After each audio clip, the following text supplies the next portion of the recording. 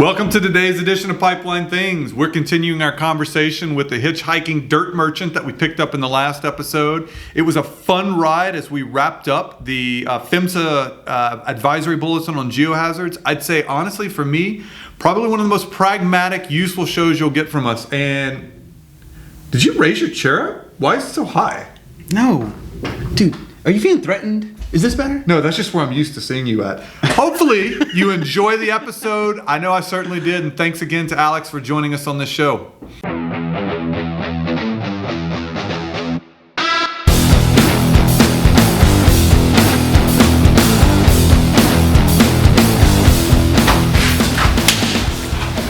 All right, welcome to today's episode of Pipeline Things. I'm your host, Thing20, otherwise known as Rhett Dotson, my co-host, Thing21, Christopher De Leon. Again, greater in number, not greater in stature, as we always make a point to say.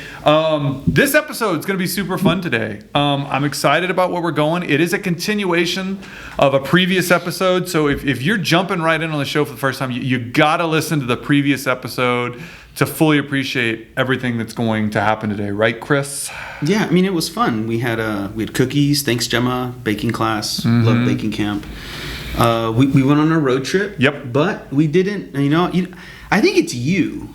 I have road trip issues. I mean, there's no doubt about it. Whether it's lightning or a flat tire, hailstorms, body damage. And now, thankfully, guys, if you haven't watched the episode, we got stuck in the mud.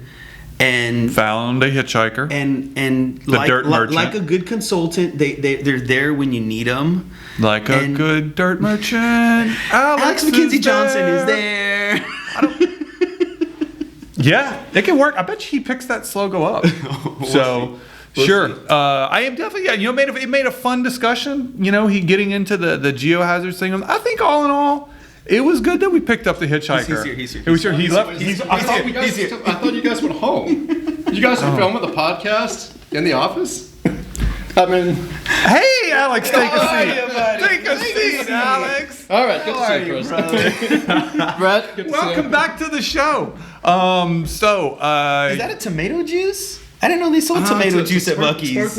Sparkling cider or sparkling soda here. Wow. Sparkling soda. It looks a whole lot like tomato juice, maybe with a little something else. So we didn't make it to disc golf. We decided to take a detour and bring the dirt merchant home, which is where we find ourselves today. And I think we're going to bring this geohazards discussion home too. I think that's where we're going to head. These are nice digs, though. These are nice digs. Apparently playing with dirt and rocks helps you move up. I tell you what, get to high places. You know what? We didn't go to 14-footer, but some people get to high places. 14-footer, 14,000. 14,000. We call it a 14er. 14er, yes. You need to clarify what a 14er is. Let's be real clear. I think most people that out. Do you know what a 14er is? I do. Thank you. Done. All right. Clear. 2 of 3 of us do. So we're here today at Geosyntax Facilities. It's great in the Woodlands. I don't often just shamelessly plug people, but if you get a chance to come see them out here, y'all do have some pretty nice digs. We got a great view behind us. Thank you. So, and thanks for. I think a sign of success on the show is if a guest comes back for part 2, right? This is his 3rd time on the show. Yeah, no, but part 2 of the same episode, right? Yeah, no doubt. No, I knew it was the 3rd time on the show. Don't tell Fudge. Fudge has only been on the show twice. Yeah, he doesn't know that, though. And I don't know. Fudge won't find out, I'm sure. Don't tell Fudge. Can we keep this between us? Just the 4 of us here? I'm sure we can, right? Okay. I don't think David watches the show. So hopefully they can't hear what Miss Producer said. Let's not go there. So let's pick back up for the audience. Super fun, guys. We were in the PHMSA advisory bulletin on geohazards, which came out on June 2nd, 2022. Just to catch everybody up real quick, that is largely a recap of one that came out in 2019. It had several sections. We really only covered the background last time. Yep. And I don't want to rehash all of that because it was a lot of fun talking about how broadly applicable, the number of incidents that occurred into it. And as we started to get into, I'm going to say sections 4 and sections 9, if you have that document or you've ever seen that document, it talks about monitoring plans and mitigation. And as we started to unpack that lovely little box last week, we immediately got into some disagreements on language. We had some fun discussions on whether an activity is data gathering, if it's assessment, if it's P&M. And so that's where we're going to go today. So we need to wrap that up. Because I think that's important. What do you mean? Wrap what up? Well, when there is a published document that is used for guidance, it's important to understand its intent, what it says, how to interpret it. That's why, for example, PHMSA offers FAQs, all of those type things. And a lot of times these advisory bullets are explicitly intended for that, right? It's for PHMSA to say, hey guys, here's a trend. This is something that's happened. We want you guys to understand this and begin to address it. And so I think industry is gonna look at this, and they need to know, one, again, like we said, how to interpret it, what its intent is, and understand what words are in it. So I do think we need to go through it. That's what we're trying to do today. I think we're going to disagree. You know what? If we don't disagree, I don't know if it's a good show. I think Alex is going to be the tiebreaker on some of this stuff. Is he really? I think so. Oh, let's do it. So we're going to get right into this, guys. So again, I'm going to go through, again, we went through last time using geotechnical engineers, identification of areas. Yep. We went through all that. So again, you have to listen to the last episode. Where I want to pick up now is I'm going to read, it says, monitoring plans, and it calls them monitoring plans, may include provisions related to the following. And there are 1, 2, 3, 4, 5, 6, 7, 8 points that it makes underneath here under the guise of monitoring plans. Let's go. What I want to do is let's talk through each one. Let's do it. Let's go. It says, ensure during construction of new pipelines that excavators do not steepen, load, or undercut slopes which may cause excessive ground movement. So I want to say, I have a question. I'm sorry, I have a question. We don't raise hands on the show. This producer has not instituted a rule where we have to raise hands. We're not in kindergarten. We need to get one of those buzzers to see who taps it first, and that's who gets to speak. So, could you imagine what the audience would hear? What they probably just heard when you tap the table? Yeah. So this is called, these are activities related to monitoring. Yes. But you said the word construction. Yeah, you need to monitor during construction. Okay, so let's vet that a little bit. Say it again. Say it one more time. Ensuring during construction that the excavators don't steepen, load, or undercut slopes. So how do you monitor that? I know where you're going. Because monitor is a continuous activity. I think we're actually going to have agreement here. So what are we going to do? I personally, I don't think it's monitoring. Alex? Yeah, Chris, I'd be inclined to agree with you on that, but I don't think it's typically what we consider monitoring. To Rhett's point, though, you got to have somebody out there who's monitoring those activities, right? Yeah. And so it wouldn't be, typically you wouldn't consider that part of an integrity management plan, but perhaps part of your construction. Bingo. So we're both right. Yes. So let's call it a tie between you guys here. Yeah. So you are monitoring, right? But I think this is what we need to do. Well, let's talk about a little bit about what causes this. Yeah. Right. And I think this is worth, because I'm sure you've seen this. I've only heard about it anecdotally, where, for instance, a pipeline was constructed. Alex, you went through there. It was previously forested right away, which has its own set of properties. You excavated, which changes the properties of the soil in that region. You put the pipeline in, and then boom, 2 years later, maybe a year later, maybe 6 months later, you start having issues. Right. That is valid. Have you seen that? I've only heard about it anecdotally. Absolutely. But I think it's important to realize that, kind of going through some of the things we talked about during the prior episode, is that typically when you start having issues, it's because there's already a predisposition to ground movement in that area. So in most cases, you're already going to have indications of an area that's landslide prone even before that construction. So that's where things like LIDAR upfront studies are very important, because you can identify those areas. But how would you do it if it was forested? I'm thinking like some of these right away, they cut right through national forest on a hillside. How do you get that data before you built the pipe? Yeah, and there's an amazing technology called LIDAR. That shoots through the trees. That's right. So what it does essentially in the 30-second version learned something. is allows you to get that ground topography underneath all the trees, kind of strip off all those trees at the top, and you can make images that you can then see what the ground looks like. So you can see those indications of past landslide activity even when you have thick tree cover. Cool. So our avid listeners are like, what is Rhett talking about? Because we talked about it the first time the Dirt Merchant was here. Yeah, I know. I got to be honest. You need to go watch the episode again. I'm going to shamefully say that sometimes I forget about the capabilities of LIDAR. And like when I hear it again, I'm like, oh, you can do that. Yeah. But point is, let's get to, I don't want to belabor every single point. Right. Well, I think we agree this is a construction related activity. Yep. Maybe a monitoring component that takes place there. Yep. So I'm going to say Rhett 1, Chris 0. Okay. So is that how you score when you throw disc golf too? It just arbitrarily? You've never beat me, and it wouldn't make a big enough difference if I don't know if I did accounted beat for you it. the first time I played. So We'll have to ask something about that. All right, let's look at this next one. Conducting periodic visits and site inspections. Increased patrolling may be necessary, right? And it says right-of-way patrol staff must be trained on how to detect and report conditions. I get two questions I want to ask. Number one, is conducting periodic visits related to monitoring? I think so. Yeah, I think so. I would agree. So Yeah, we agree. particularly This if you already fits. have known locations that you're trying to visit, right? So Now, here's my question for you, Alex, because you and I have talked about this. How difficult is it to train right-of-way patrol for what to look for? I think it's very difficult. I think it's Well, you mean I can't sit somebody through a 1-hour course? Yeah. I mean, what are they looking for? Cracks in the ground? Well- I'm intentionally being facetious. No, it's a good question because we have helped some operators in terms of doing training programs. We do provide those training programs, but it's important to recognize that there's a big difference between able to seeing like an entire hillside has collapsed or very large significant movements.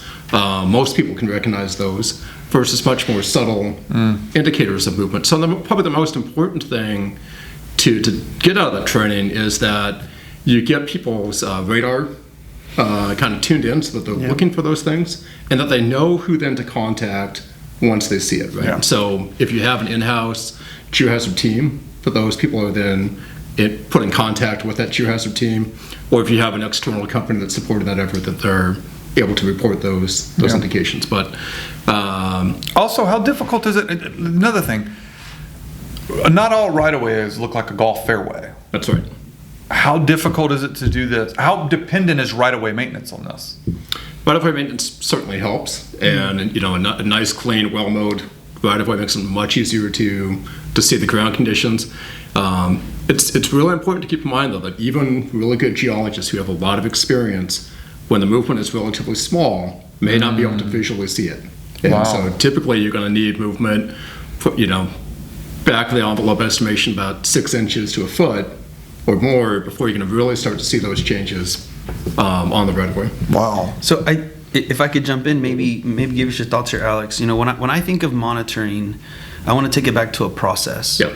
And I feel like monitoring is kind of like towards the end of the process, right? So you would have had to have like already identified the site, and you kind of already maybe know what the threat is that you're kind of trying to look for. And so what you're doing is you're monitoring. So would something like maybe like a checklist help somebody during like a site visit or something like that based on whatever we thought the threat was? Absolutely. And one of the things, Rhett we kind of skip past this a little bit. It's really important with monitoring to have an objective in mind. What are you trying to do, and how does it match up with what you're trying to monitor? And I think one of the challenges with geohazards with integrity management is you're not just looking at the pipe, you're also looking at the area around the pipe, the right-of-way, in some cases even off the right-of-way.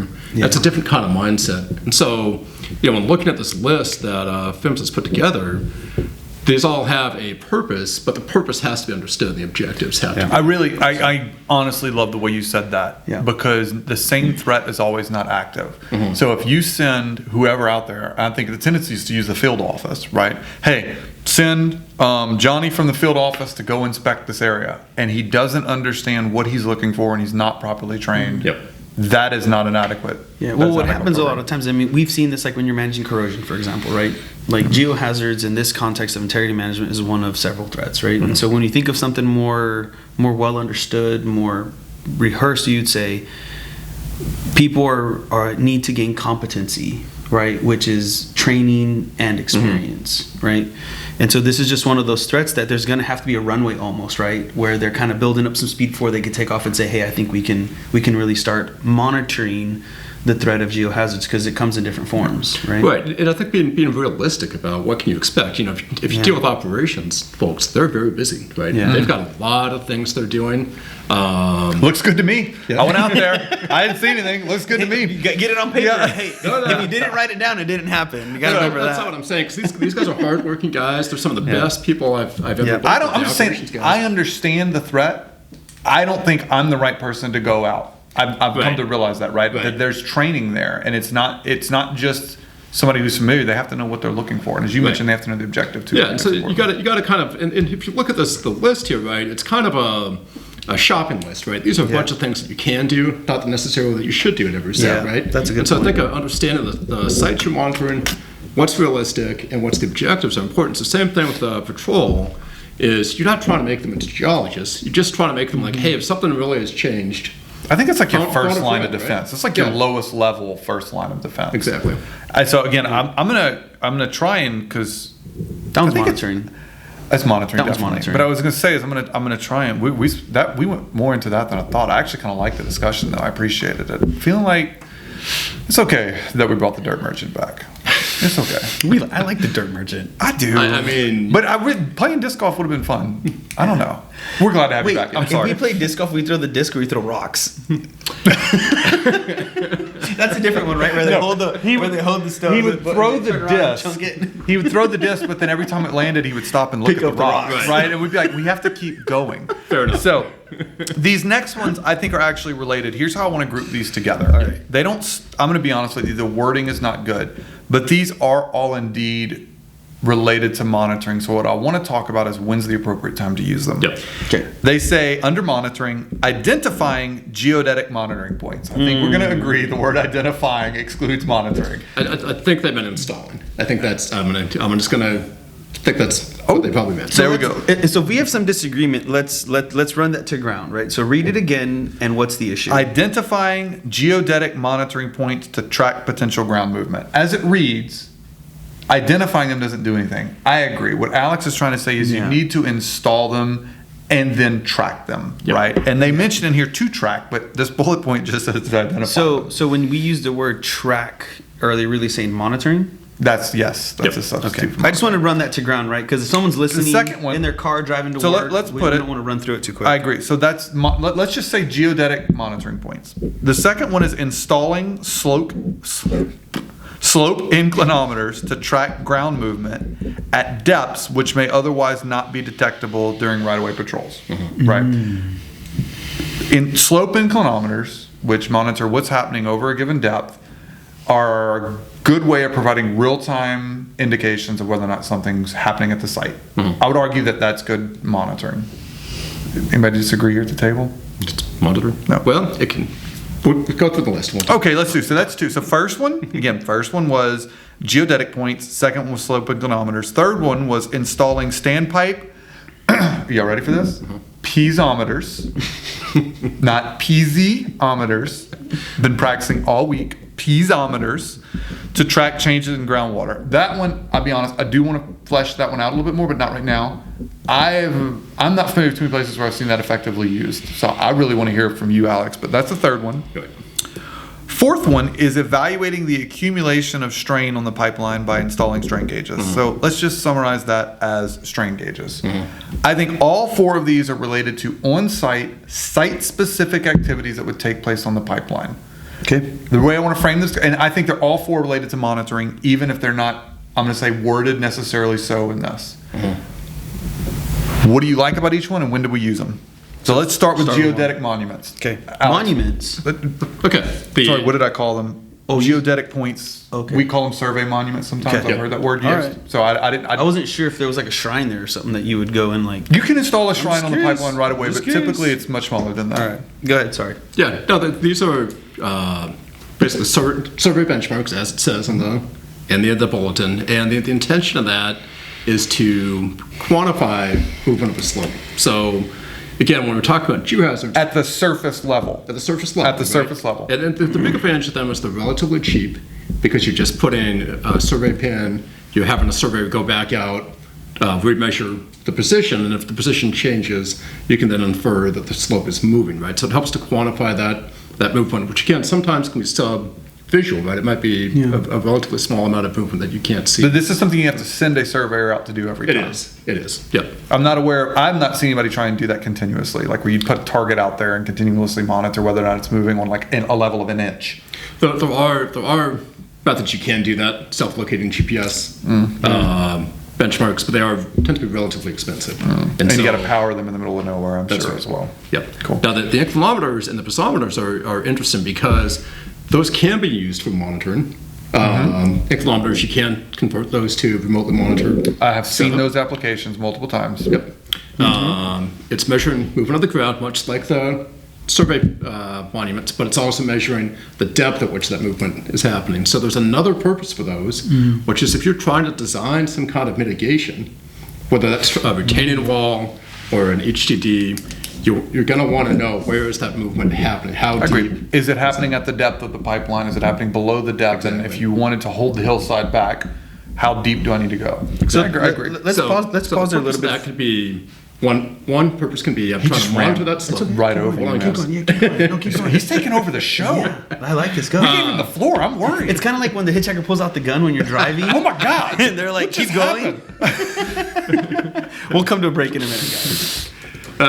Anyway, just kind of close out the thought is that, again, that's where knowing the objective is important. If you're just trying to characterize the slope to design your mitigation, it's an assessment tool, right? Yes. If it's doing monitoring so that you can have some kind of trigger to say, okay, the slope has moved X amount, I need to then do something else, then it's monitoring, right? And so I think that's where understanding the purpose is very important. Now, the big downside for inclinometers and piezometers is you got to get a drill rig out onto that right of way. You have to drill borings. Yeah. You have to get access to that spot. You've got to get if there's permits, the cost of the drilling, all those things. So they tend to be much more expensive than survey monuments to monitor a slope. What's the deal with piezometers? Piezometer is measuring groundwater pressure, right, or groundwater level. What are you going to do with that? It's groundwater level. It's part of you trying to understand and characterize that slope. So if you're, again, going back to the retaining wall example, you want to know what the water is doing, or if you're doing something like a drainage system, you want to know where's the water at and be able to monitor if that drainage system is working. Let me ask you a question another way. Have you ever seen an operator set up an effective KPI or a warning circle, a response criteria based on a piezometer? I'm not aware of it because would be challenges. That's what I'm getting at. I'm not challenging that it doesn't give you useful information and understanding it. But for monitoring a pipeline, what the heck am I going to do with the data from a piezometer? Right. Oh my gosh, we have groundwater at the site. Well, it rained. No, it's not that simple. Well, that's when data integration comes into play, right? Yeah. That's where that. But it is that useful for word is so- understanding the it's cause. I continuous agree. And how you might want to evaluation. mitigate it. I don't know that it's useful for monitoring. Right. No, I could see a scenario where you have a landslide you've been monitoring for a very long time, and you know that when the groundwater reaches a certain level, it tends to move. So I've just never seen anybody tie it to that. I realize what you just did, Yep. but I've never seen anybody tie it to that. I just want to make sure that there may be someone out there who's listening to the show. And they're going to call us. Second.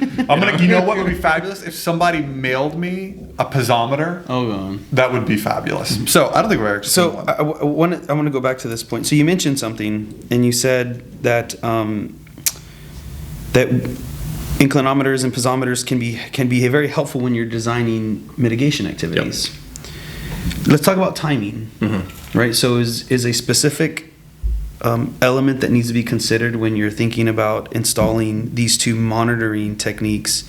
What role does timing play? In terms of the timing to the mitigation? Yeah, because you said you have to be objective about when you're putting them in. Right. So if you're just going to monitor, then I guess you could just put them in as needed. But if you want to put them in to help understand what mitigation is needed, Right. is there a timeline that you would say? Oh, do you need like a year of Yeah, data? Do you need 6 months? of Do you need data, 12 a year of days? data, like, Yeah, and maybe I'm it's gonna give maybe you a very it's geologist answer. and that's okay. It Oh, depends. depends. Okay. He went If- metallurgist on us. Yeah.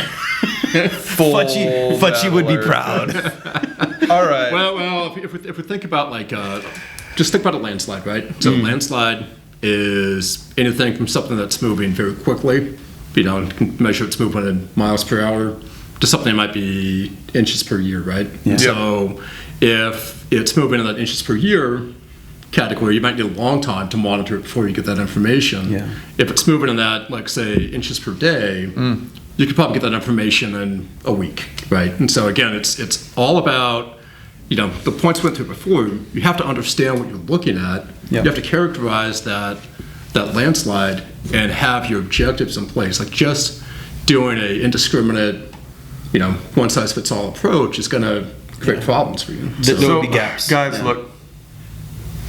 I passed the host baton for a little while to the hitchhiker. I got to take it back because Miss Producer is very, very irritatingly telling me that we need to take a break. So you No, she's irritated, not in an irritating manner. manner. So you were able to get the gun away from the hitchhiker And at regain this control. point, we're going to have to take a break to hear from some of our sponsors. Stay with us as we finish up this conversation.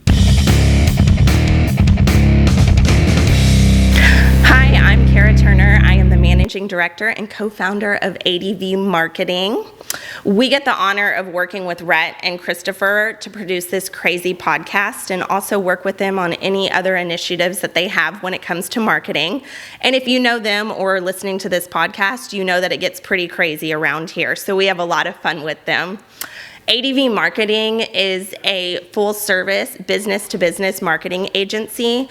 We specialize in service companies and technology companies. So if you are enjoying listening to this podcast and the fun that they're having, reach out to us and see how we can make your marketing fun.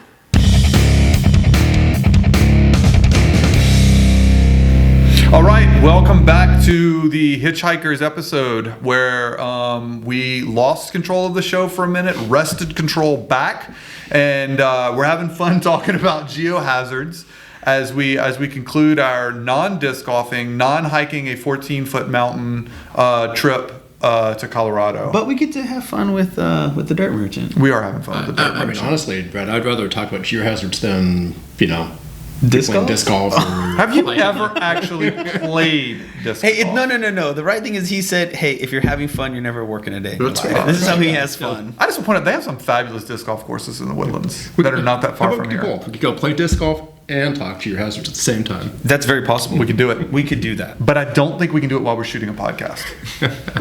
I don't know. Is if that a producers- challenge? I think We she's shot gonna a draw the podcast line. during a road trip. She nearly drew the line there. She has one of those Ronins, one of those ninja thingies where like the camera stays. But I think balanced. she's going to put her foot down at some point, Chris. And I think she's just going to say, I'm not doing this. We have mics, the lapel mics, and she has one of those ninja thingies Yeah. that like. She's going That's to an follow idea. us through on the disc golf course with that the is- booms, that is trekking an- stuff. That is an idea. I I like this. Could you imagine? And with a lot of the clientele you typically see on a disc golf course, could you imagine when they would wonder what was going on? They might ask us for an autograph. They might not know who we are. They're like, "Hey, are y'all famous?" Okay, guys, back on track. Love it. We were in the middle of finishing up the monitoring plan section, right? And we grouped a whole bunch of those together that we actually felt like were effectively monitoring inclinometers, piezometers.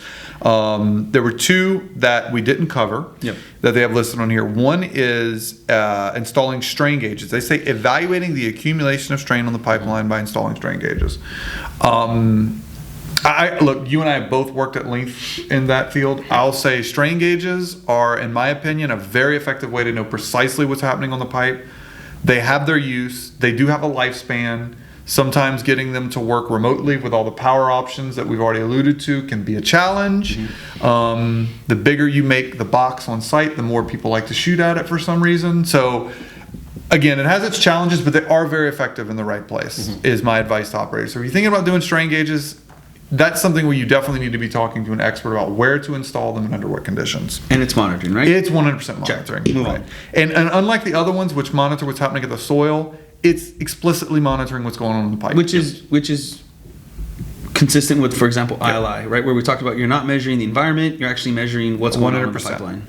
The next one's, again, another one world I live in, but I don't want to talk about it. Conducting stress strain analysis utilizing inline inspection tools equipped with inertial mapping unit technology and high resolution deformation. Inline inspection for pipe bending and denting from movement. Is that monitoring? That's bending strain. That's a good question, Chris. That's not monitoring. It's not continuous monitoring. That's an assessment. That is a point I in would time. agree. I think a that is bending point strain in is a time to snapshot of establish time. if you need a response. I would agree. I think what they're talking about is doing bending strain analysis, and then potentially in the data you gather, you might do like a level 3 finite element analysis. Point is, I agree with you. That doesn't fit under monitoring, but it's an effective tool to assess the pipeline. The challenge is that somebody could argue their language and just say, well, theoretically it is monitoring because you run an ILI, you separate features between immediate, scheduled, and monitoring. Yeah. So the whole point there is just to say it's finicky. It is a way to monitor. It kind of. But at best, you can't get it more. I mean, I've seen people run every 4 months. That's the closest I have ever seen. I mean, that took a lot of effort on the operator's part and a significant. And there may be better investment. ways. Is kind of what you're saying. It depends on your scenario. I mean, I love bending strain, but as a monitoring, it's pretty tough to do. It depends, right, on the scenario. The last one is utilizing aerial mapping, light detection, and ranging or other technology. I'm going to argue that's in the same category as bending strain. Is it not? I think it's pretty close. I mean, it's hard to get the data more than once every 6 months. Probably annually is the realistic limit for most scenarios. It begins to feel more like an assessment. Yeah. So you're versus true, assessing versus true conditions. monitoring, right? Where we say monitoring could be more around gathering data and looking for change, whereas those latter two feel more like assessments. All right. That was fun, guys. I actually, It was to be fun. honest, I enjoyed. So we got through point 4, which is the monitoring, right? And I'm honest. I'm hoping that if you as an audience have any experience with this, you really benefited from that conversation. Or if you don't have experience, If you that's don't why have we do it- experience, that's why we right, do and it you're link. wondering what to do, I agree. Yeah. I've enjoyed the conversation. The next one we want to talk about is point 9, right? Point 9, I'm going to read it. Mitigation measures should be based on site-specific conditions and may include. And then it proceeds to give 1, 2, 3, 4, 5, 6, 7, 8, 9, 10, 11, 12, 13 individual site-specific mitigation options. There's no way we're going to get through 13 on this show. And I don't think we need to, because when I look at these guys, they're kind of, we took the liberty to group them for the audience because they're kind of convoluted, right? So, and sometimes they're repetitive. So for instance, rerouting is mentioned twice. Installing trench breakers is mentioned 3 times. It's like they took a point, made it in one, then ran with it in another one. I'm going to loosely group them into 3 categories, which is helpful for us. Okay. So when we're talking about mitigating a geohazard threat and taking action, and I think that's the right word. I think the word's right, Chris. Yep. The first option is to eliminate the threat, and you can do it by rerouting the pipeline, utilizing an HDD, putting it above ground, or, well, it says rerouting again, shutting it in. Sorry. Okay. So those are your Let's get 4 some options information to here, eliminate. right? So from your experience, Alex, let's say if an operator approached you and said, hey, we have all these challenges, and you go through all the ways to monitor, and you're like, we need to reroute this. When you've seen operators reroute, does it truly eliminate the threat of geohazards in those cases?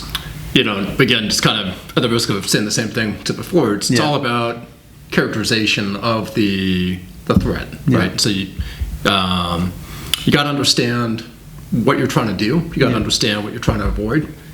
This is a feasible option, though. Some operators will do HDD to go underneath a landslide. They will do a bridge or other structures to go above the landslide, or in some cases you have to just pick an entirely new route. So if there's no other feasible options, Or a water body, right? For Or like, water, have you ever crossed the Atchafalaya? In Louisiana? Yeah, you know, all really the time. big bridge. I'm from Louisiana. When you're headed east, if you look to the right, there's actually a span. It's pretty cool. Yep. Oh, yeah, no, I know what you're talking about, yeah. Yeah, it's pretty neat. So if you guys are ever going to Florida, crossing the Atchafalaya, I actually heard they're Did you just monitoring try and speed invite now. the hitchhiker back to Florida? All I'm saying is that I actually heard they're monitoring speed now. Somebody told me that they monitor when you get on the bridge and when you get off, and then based on the time it takes you, they'll send you a ticket. I've never heard that. Because we're going in a nuts. couple of weeks, and I was like, All I'll That's say a is if problem. you've never been a part of a wreck on that bridge, people get out of their cars and just start walking around. It's bad. It's really bad. all right, so back All right, to back so on I track. think the point was The point is you eliminate in the many threat. cases you can effectively get to a point to where you've almost completely eliminated. But let's be real. This is invasive. I mean, to do this is usually in most cases the most difficult. yes. Yeah. But it's still, I want to say something. It's still not, hey, I'm rerouting the pipeline, I'm done with it. It has to be properly rerouted, properly brought above ground, or you got to make sure the HDD goes under the actual area where it can be impacted. That last point is so critical, right? And that's kind of what we're talking about the inclinometers, right? Is probably the worst possible scenario would be to do an HDD and still be within that landslide. That Because would now be you have- so, have you seen that? Don't comment. I'm sorry, don't comment. But that would be the worst possible scenario to end up in. Oh my gosh. Okay, well, let's talk about the Moving second on. category, right? The second and third category are pretty closely related, but I'm going to say that the second one is related to, let's say, mitigating the driving forces, right? So it reads like this: installing trench breakers and slope breakers to mitigate trench seepage or divert drainage flows. Alternatively, drying the soil using special additives such as lime kiln dust. I've actually never seen that done. That's a bit unique to me. But point is, they're trying to get rid of water or divert surface flows. They're trying to take away whatever's causing the geohazard to happen and push it somewhere else. Right. Yeah. So in most cases, water is a critical component of landslides. Most of us know that landslides are more common after a heavy precipitation event or after snow melt or other changes in water conditions. And so these measures are trying to reduce the influence of the water on that unstable slope. So in some cases it can be very effective. It tends to be cheaper than some of the other measures we're talking about, but there are also risks with it because it's not necessarily a guarantee that the threat has been eliminated. Yeah. In some cases it can still reoccur even after those drainage measures, and in some cases it can actually make the problem worse. Have you actually seen them do? Have you ever actually used their recommended cement kiln dust? I haven't personally seen it. It's common on Really? construction sites. Okay. when they have Oh, wet- construction I could Yeah, see. yeah, Okay, I was thinking about going out on an existing right of way and doing that. I was like, I've never seen that before. This seems a bit strange to me. Yeah. The other one I think I want to ask you, is this an example of it too? Sometimes you'll walk on a pipeline right away, it's got the hill and they have the nice little terraces that slope diagonally going away. The water bars, slope breakers. Is that what I'm talking about? Yep. Thanks. I feel like that's the second time in 2 episodes he's corrected me. That's what we have him here for. He's So- the SME. Have you ever seen piezometry? Some time on a pipeline right of way, Brett. So. He's flexing a little bit, buddy. He's flexing. Chris, you got to help me get the gun back. You got to help me get. Well done, Alex. Well done. I feel like I'm just gonna go sit in my little hole now. Water bars, slope. Those are examples of what we're talking about here. Those do feel like I've seen operators take that as like a first line of defense. Yeah, it's common, right to common. control erosion or to control the flow of water. And in your experience, they can be effective sometimes. I mean, to be honest, compared to doing an HDD or rerouting, right? You can get potentially some cost benefit there. So Yeah, again, kind of. The risk of being too much of a geologist, but it always kind of depends on the water, the scenario. And when you look at the drainage measures that they're talking about here, there's things like doing just simple diversion of where's the water coming from on the surface, to more involved things like laying drain tiles in the trench, or I'm sorry, wait, what's a drain tile? drain tile is just a perforated pipe, right? So it's so it collects Like a the French water. drain. Yep. Got it. Yep. Or French drains, or more complicated subsurface drainage measures. There's in the geotechnical field things called horizontal drains, where you're drilling in a hole and installing a drain. And so the idea is get the water away so that you can't saturate or change the conditions of the soil to drive movement. Right. So another way of saying it is the higher the water table, the more the driving force for that landslide. So if you're able to draw down that water table, you're more likely to stabilize that slope. Now, again, the big risk of all this is that you're changing the conditions in that slope when you're installing those drainage measures. It's just like unintended It consequences. could have unintended consequences. right? Seriously. Yeah. And so, I was about to say butterfly effect, but well, being cognizant of what is the situation. One of the most common things that happens is people will take water from one place and put it to another place that's also unstable, right? And now you've just made a problem worse. where did that water came from? It came from the sister right away. It's their problem now. It's starting to sound a whole lot like Harvey. Harvey? Yeah, hurricane. Oh, yeah, no, it's a whole different. Let's not go there. Okay, I actually really like that discussion again because I don't think any of these options really happen apart from some expertise, right? So you don't just go out there and grade your slope, right? I don't think you just go out there and hire anybody you want to say, hey, we'll regrade the slope and throw a drainage tile in. You really should think through the process again and make sure that that's going to address your need. And we keep saying that again and again, but it's because I think you have to understand your objective. You have to understand the cause. You can't just go out there and do these, willy-nilly. Yep. Yeah, you want to design and you want to put the. You want it to be proper, right? You want to put the appropriate application. I for think site. the third grouping is more invasive than that, but I like to, let's call it site intervention. This is where we're going to go in. We are going to control what's happening at the site because we probably can't stop the driving force, and either we don't want to reroute or can't reroute or it's too expensive. I mean, there are cases where I think HDD would be impossible if you're going into bedrock and things like that. So what they're doing here is holding back the hillside, basically, right? So we are installing retaining walls, soldier piles, sheet piles, wire mesh systems, mechanically stabilized earth systems. I don't even think I know what that is, but that sounds cool. And then I'd say, again, those I feel like a lot of times require a lot of planning, pretty invasive. What are your experiences in those? Do y'all get involved? Do you get involved in a lot of that? So, kind of the way we work here is that geologists like myself do the upfront characterization. So we're going out there, we're mapping out the landslides. We're oftentimes overseeing the collection of soil samples from drill rigs, and doing the assessment of what's the hazard. And then we typically kick that over to the geotechnical engineers who would do the design for those types of retaining systems. So anytime you have a retaining system, you gotta go through that process, right? You gotta go, okay, what's the extent of the landslide? What is it doing? What's the What are loading on the soil retaining conditions? wall? Where do I need to anchor to? Exactly, because in some cases, some systems will be feasible under some conditions, but not other conditions, right? And so, again, it's that idea of not necessarily a one-size-fits-all type.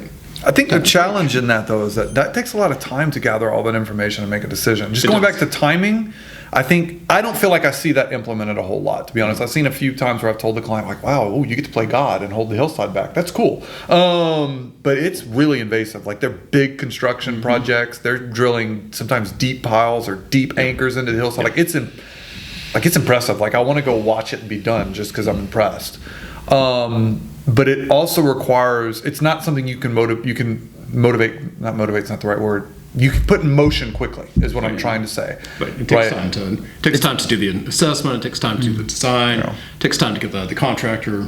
The cost benefit, the risk profile, all that stuff. Right. We're beginning to see a lot of these risk profiles get incorporated into budgeting processes. Yeah. So where they can start seeing where dollars are truly impacting risk and coupling that integrity program or operation and maintenance to where the dollars are being spent. So that stuff takes time. Yeah. Yeah, I think one of the things that's really important about that, I think there's a misconception sometimes that when these operators are faced with landslide hazards, that the answer is just to eliminate all the landslide hazards. You see that kind of batted around sometimes. That's difficult. I think it's more likely it's to just reroute. for a lot of operators it's impossible. And there's a variety of reasons for that. Some cases the landslides are too big that with our current human technology, we don't have the ability to stabilize those. Is that what he meant by earth systems? Yep. They're just changing the earth. They're bringing in a new earth system. Yeah, I mean, it looks exactly. In some cases, the landslides are too common. There's too many of them to go through and do all that, installing retaining walls or soil. The pipeline needs to go from A to B. It's got to go through that area. Yeah, it'd just be too much for any operator to financially bear to do that. So What's I'm gonna, next? that's it, man. I mean, there's a few others on here, that are interesting to talk about, but I think, talking about regrading the pipeline right away, that fits into point number 2. And then there's some stuff on compacting backfill, which I thought was interesting, but it's a whole separate conversation. I think Alex and I could get in on compacting backfill. I think it's actually a good place to wrap it up. So I've actually really enjoyed this conversation. I think for me, I want to get you guys parting thoughts as we leave. I like how we covered monitoring and maybe the correction or misuse of words there. I thought it was really funny and how we went through each of those. The findings, the mitigating measures were again really cool to kind of group into, eliminate the threat, mitigate it, or Site intervention. Yep. Right. And so I think the overall taking on all of them is you have to understand your objective, what you're trying to do. And you'll likely need And I'm going to say, get help. Yeah, That's you'll exactly likely where I was need going. help. I don't think most operators can figure out what to do with this. In the geohazards world, you got to get help. That's my recommendation. Give us a call. If I mispronounce piezometer, that is your cue to hang up the phone and call someone else, probably Alex. But no, really, get help. So I'm gonna give you guys one chance. Yeah. And I'm trying to figure out if I give control back to Alex for his parting thoughts. We might not get it back. I know. That's why I think we go to you first, Chris. Parting thoughts. Alex, parting thoughts, and then I'll close. Bring us home.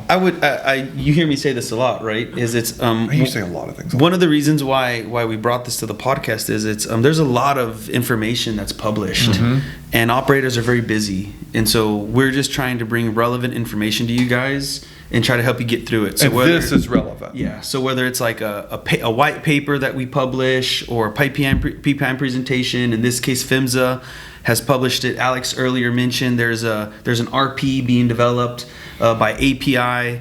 The point is there's a lot of information out there, and we know it's hard for you guys to always be able to sift through all of it. So hopefully you guys enjoyed it. And like always, I would say ask for help when a topic comes up. Don't be afraid to call us. That's what we do, and we can compact this information and get it to you the way you need it pretty quickly. So I think that's the message, because there's a lot of this done back. Yeah. Parting thoughts, Alex? Well, thanks again for having me on the podcast, and always appreciate it. It's always a good time. Thanks for not shooting us. This is real. This is wild. Like, I'm wondering what circumstances we will find Alex next time when we have him on the show. Probably Alex, probably on the RP. I gotta be honest, I don't know if we're done with you yet. I feel like geohazards is probably one of the most relevant topics in the pipeline industry right now. I feel like we have more conversations to come if you're willing to jump in the car with us. I think it's going to be the RP. I think next time we might be in a boat. We might be on a disc golf. There's sky is the limit for where we will go with the audience. Thank you guys for joining us on this conversation about geohazards. Alex, thanks for being here with us. Thank you guys. I'm your host, Thing20, your co-host, Thing21. It's been great being with you. Follow us next time and see us on our next episode of Pipeline Things.